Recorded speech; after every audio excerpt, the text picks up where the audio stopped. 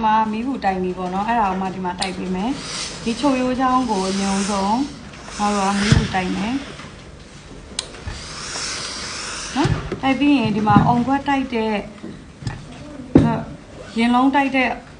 米糊带空出来些，喏，哎个不要妈妈说，他说哎，地把个烟龙里些的，面些的白，他说些白不喏，哎些白个妈说个，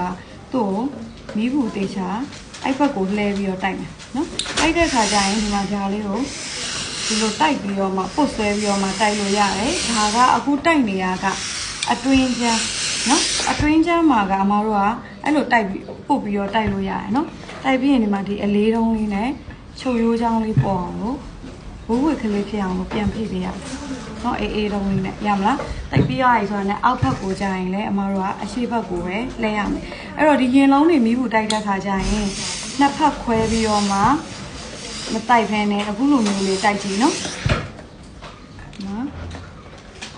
ချိုးရိုးချောင်းလေးဒီလိုဝက်ဝက်ကလေးဖြုတ်သွားတယ်နော်အေးတုံးနဲ့ပြန်ဖိတဲ့အကျိုးပေါ့နော်အဲ့ဒါပြီးသွားရင်မတို့ဒီမှာဒီအရှိဘက်ကိုလည်းတစ်ခါပြန်တိုက်မယ်ရှေ့ဘက်ကိုတိုက်တဲ့အခါကျရင်ဒီလိုလေးချိုးရိုးချောင်းလေးပေါ်အောင်လို့ဒီလိုလေးဖြဲပေးရမယ်နော်ဖြဲပြီးသွားရင်မတို့ကဒီအရှိဘက်ကိုတိုက်တဲ့အခါကျရင်မီးဘူးကို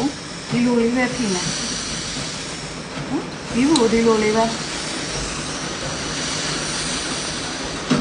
မီးဘူးကိုလုံးဝပုတ်ဆွဲပြီးတော့မတိုက်ပါဘူးဘာလို့လဲဆိုရင်ဒီလိုမျိုးအပွင့်နေမှာတိတ်မတိတာပဲနဲ့ဖြောင်းနေမှာဆိုအရန်တိတာပါတယ်ဖြောင်းနေမှာဆိုတော့အမားတို့ကမီးဘူးတွေကအဲ့လိုပုတ်ဆွဲပြီးတော့မှတိုက်ချင်းအားဖြင့်ဖြောင်းနေမှာမီးဘူးစားတယ်ဆိုပြီးတော့မှ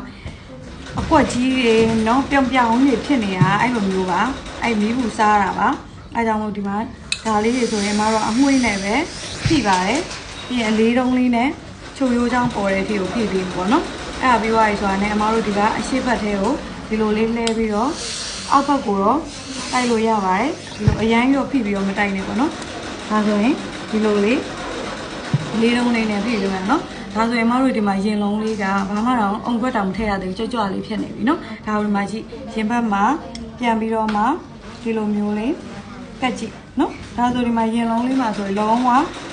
စင်းလေးဖြစ်နေရနော်အဲ့ဒါအမတို့ချုပ်တာနဲ့လည်းနည်းနည်းဆိုင်နေဒီမှာဒီလိုလေးပေါ့နော်ဒါအားလုံးပဲဆင်ပြေပါစေဒီက3မိနစ်တောင်မပြည့်ဘူး